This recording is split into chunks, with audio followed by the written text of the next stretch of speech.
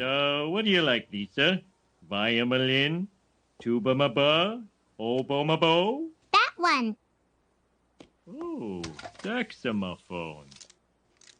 $200?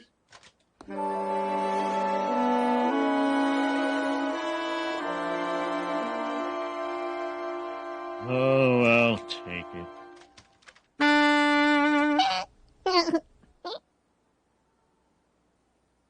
Would you like an inscription, sir?